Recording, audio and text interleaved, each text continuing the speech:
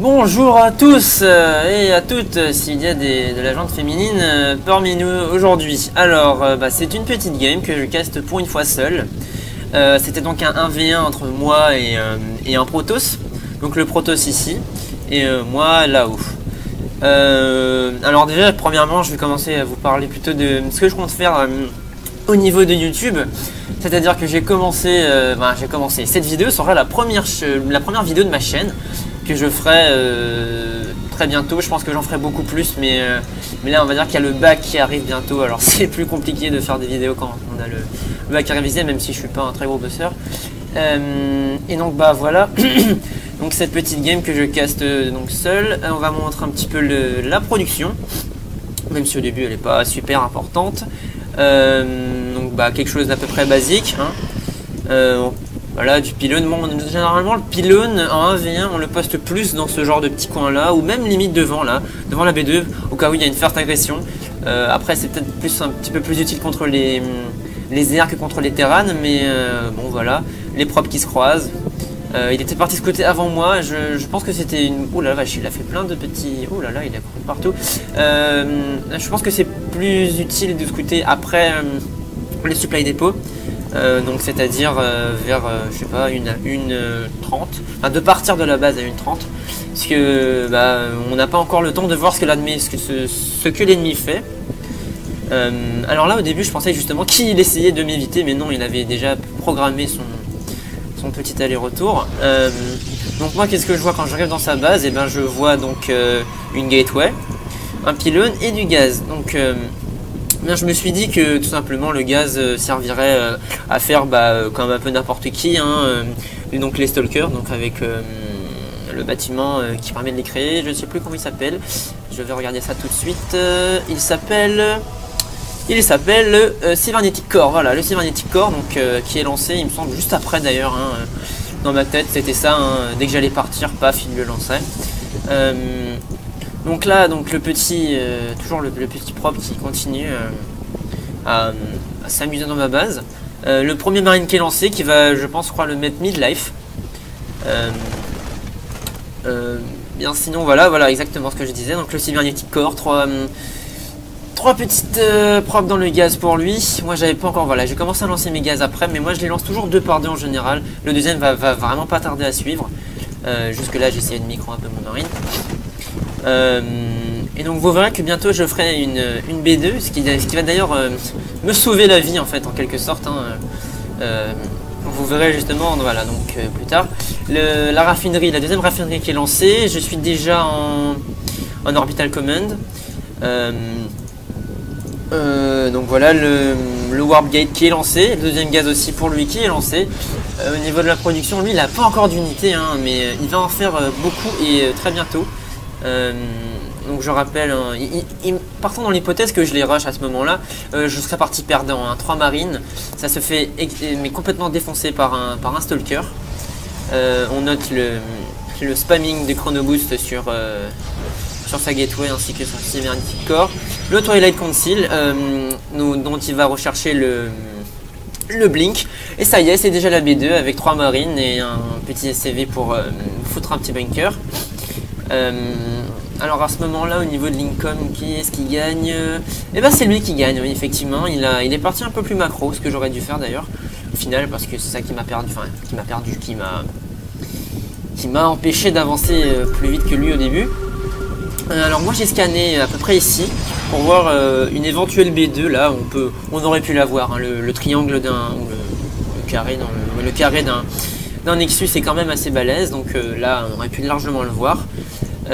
Mothership Core, le Mothership Core il l'a pas du tout sorti pour un accès défensif. En général c'est ce qu'on fait, hein, c'est ce qu'on fait pour protéger la B2 avec comment ça s'appelle, le photon overcharge, voilà, qui permet donc au Nexus de tirer des des patates, mais des bastos de psychopathes. Double gateway qui est lancé donc de la part du petit Protoss, on va remettre la production, et bien évidemment encore le spamming de chronoboost sur le Twilight Council pour rechercher le blink. Ça y est, les gates sont sortis et le warp gate est créé. C'est parti. Donc là il va commencer à envoyer du steak. Alors que moi je n'ai absolument, enfin j'ai qu'un bunker, un marine et une expand. Par contre c'est ça qui va, là c'est ça qui va me permettre de vraiment, à la limite de gagner la partie. Vous le verrez dans quelques instants. Alors moi j'étais parti dans une optique encore une fois hein, de drop à la base. Parce que je trouve que c'est la plus grande force des Terran, hein, comme beaucoup de gens s'amusent à le dire. Alors ça, je l'avais absolument pas scouté. Je suppose qu'il est parti placer un petit pylône pas très loin. Voilà, un pylône ici, afin de warper ses unités pas très loin de la zone. Il y a déjà quand même 4 stalkers, non 5 stalkers, ainsi qu'un Mothership Core. Contre un bunker 4 marines, un maraudeur et un autre marine. C'est pas. Pour l'instant, franchement, s'il était vraiment collé à moi, je pense qu'il me tuerait sur place. Une chance pour moi qu'il la rush un peu plus tard. Ça y est, il commence à envoyer ses unités, je suppose, voilà, ici. Hein. Le petit point indique qu'il arrive là. Donc là, je lance tout de suite l'amélioration weapon level 1 pour les unités au sol, ainsi que le Stimpack, que je lance très généralement le plus tôt possible. Un tank, parce que j'étais parti donc sur une B2, et une B2 ça se défend. Donc là, pareil, je continue à faire mass probe, tandis que lui dans sa base, il avait que 3 warp gates. Alors pour l'armée qui m'a emmené dans la tronche, franchement ça m'étonne. Parce que je me suis pris un rush de stalkers. Alors, regardez un peu le nombre de stalkers qu'il y a là. Il y en a 1, 2, 3, 4, 5, 6, 7, 8, 9, 10, 11, 12 peut-être. Avec un Mothership Core, ça y est, le blink qui a été fini de rechercher chez le Protoss. Et là, c'est vraiment l'action la plus horrible de toute la game. C'est parti, il est dans ma base, il attaque, il fonce vers les probes. Alors c'est bon, là c'est l'agression. Je remonte toutes mes unités. Le peu d'unités que j'ai, je fais faire mes probes, mais c'est le blink in. Alors là, du coup, je me dis, qu'est-ce qui se passe? Non, c'est pas possible, ouais, petit misclick de ma part. Qu'est-ce qui se passe? C'est pas possible. Faut ramener les unités. Allez, c'est parti, on défend. Voilà, encore un misclick vraiment infâme. Le char en mode, le tank en mode char d'assaut. Et donc c'est bon, là j'ai envoyé les probes pour attaquer. Et donc voilà cette B2 justement qui va me permettre de garder de garder le rythme au niveau de. Tiens, hop, un stalker en moins. De garder le rythme au niveau économique. Parce que regardez que là mon income est vraiment descendu. Ouf, vraiment là, il m'a vraiment détruit toute mon income. Ce que j'ai pas compris, c'est qu'il n'a pas continué à rusher, oui, parce qu'après il va plutôt rester dans une phase voilà, de comme moi, je campe ma base et je défends. Donc lui par contre, son petit problème c'est qu'il a lancé sa B2 un petit peu plus tard que moi, vraiment beaucoup plus tard. C'est probablement ça son unique erreur, parce que sinon il aurait vraiment gagné. Vraiment je pense, hein. C'est ça qui lui aurait permis d'avoir la win. Donc du coup c'est reparti pour du spamming de probe, hein, parce que là franchement on sent qu'il y a vraiment besoin d'income, hein. Au niveau du gaz je produis absolument plus rien, j'ai vraiment plus rien à ce niveau là, 3 de gaz. J'ai juste un petit medivac là pour me soigner mes unités, je sais même pas si ça va réussir à me les soigner, ou un petit lag. Alors bon comme défense je me suis dit non, ce coup là tu vas pas me le faire 2 fois, et si jamais tu m'attaques, au moins je le saurais bien à l'avance. Donc hop, je mets une petite missile turret ici. Ça m'étonne que j'ai pas encore commencé à... Ah voilà, ah non, je l'ai pas encore mis mon orbital command. Bon j'ai géré avec un seul. Alors par contre au niveau des unités, franchement ça m'a déplu de sa part. Bon, en même temps c'était une game de ranked, alors je vais pas dire non pour qu'il fasse des erreurs, mais dire pour ce gameplay ça aurait été vraiment mieux s'il avait fait des colosses. Et non mes amis, vous ne verrez pas de colosse aujourd'hui, il n'en a absolument pas fait. Migration de plein de probes dans la B2, hein. Ce que généralement peu de gens, enfin en tout cas peu de gens au niveau où je suis, donc c'est-à-dire à peu près gold. Enfin gold encore ça va, parce que le niveau a augmenté, j'ai l'impression.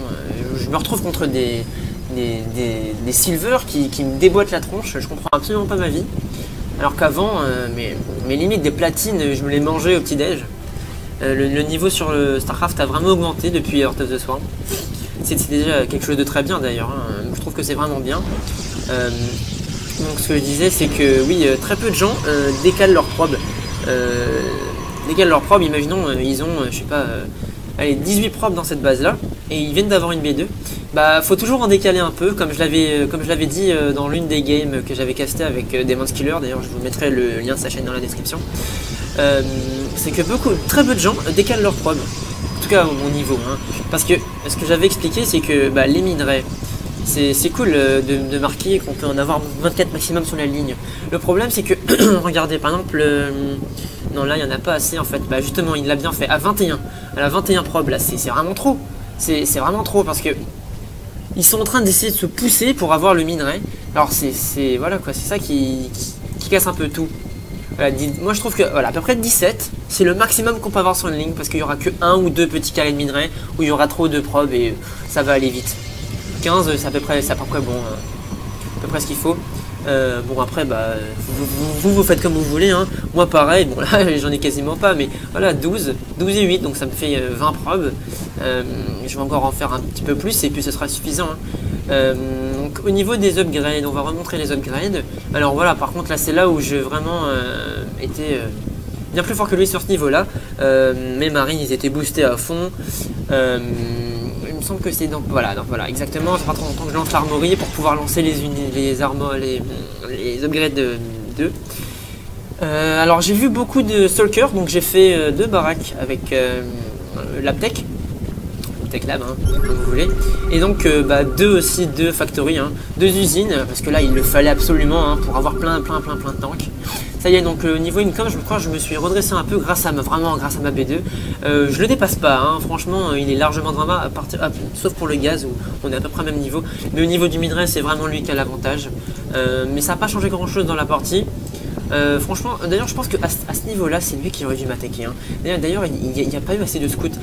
Alors comme justement mon ami Demon Skiller fait très souvent, il aurait dû faire une hallucination, là ce que je vous montre ici, et faire un phoenix. Ça coûte que 100 d'énergie, et il avait 3 petites sentries dont 2 étaient max énergie presque. Donc voilà, là les scouts qu'il a envoyés c'était des zélotes.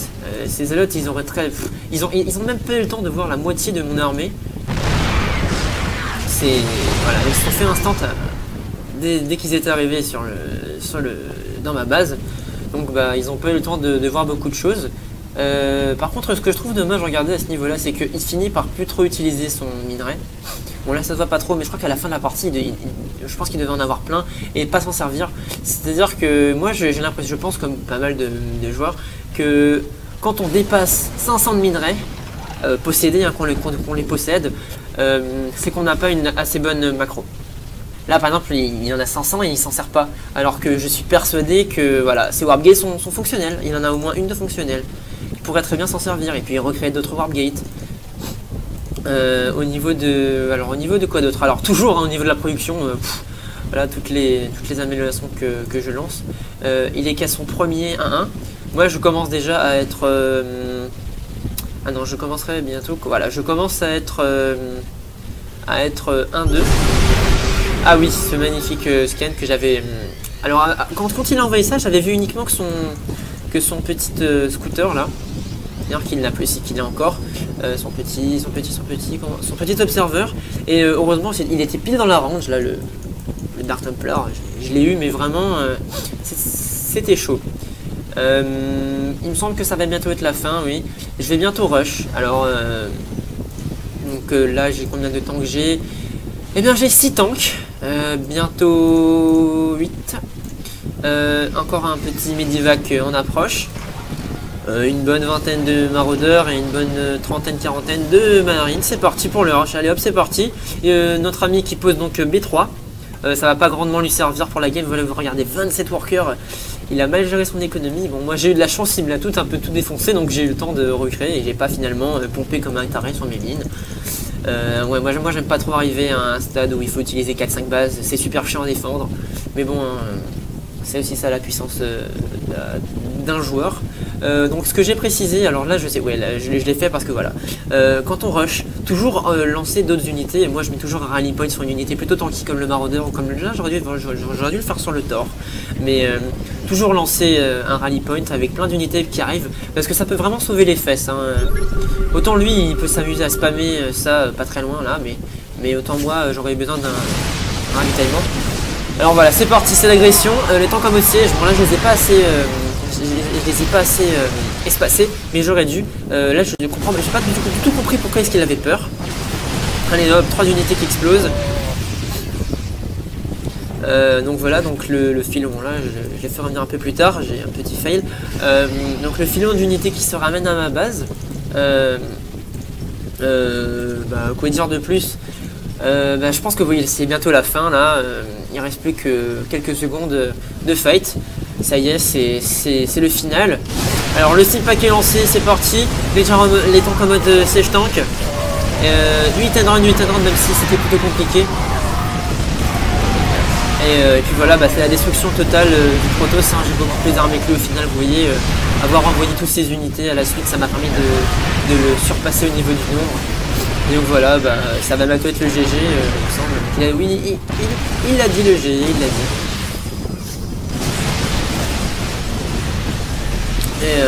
Et puis voilà, tiens, j'avais pas remarqué qu'il y a un serveur ici. Toujours voilà, ces unités qui arrivent. Et c'est le GG, c'est la fin, c'est fini. Donc voilà, une petite game tranquillement que je vous ai commenté comme ça en une belle après-midi d'un petit samedi. Bon, c'était un peu pour introduire le début de ma chaîne. Bien évidemment, je ferai des parties de League of Legends, hein, comme je l'avais expliqué dans la chaîne de comment il s'appelle ce petit de Demon's Killer, avec qui d'ailleurs je vais continuer à caster parce que c'est vraiment intéressant de caster avec lui. Il apprend assez rapidement comment se débrouiller dans les jeux qu'il apprécie. C'est vraiment intéressant de jouer avec lui et surtout de caster avec lui. C'est d'ailleurs grâce à lui qu'on a eu les petites intros qu'on vous a montré. Donc je vous rappelle, hein, je mettrai le lien dans la description de sa chaîne. Allez liker et puis allez voir ses autres vidéos. Il a fait des tutos sur certaines petites choses, du coup, par exemple, comme comment faire en sorte que sa vidéo qu'on veut poster par exemple sur YouTube ou autre part ait un poids beaucoup plus réduit. Ça par contre ce sera à vous d'y aller par vous-même, hein. Je ne vais pas vous link toute sa chaîne, juste la chaîne en elle-même. Donc voilà, c'était une petite game que j'avais vraiment envie de vous montrer parce qu'elle m'avait vraiment fait plaisir. Je l'ai gagné like boss. Donc voilà, merci à tous et à plus.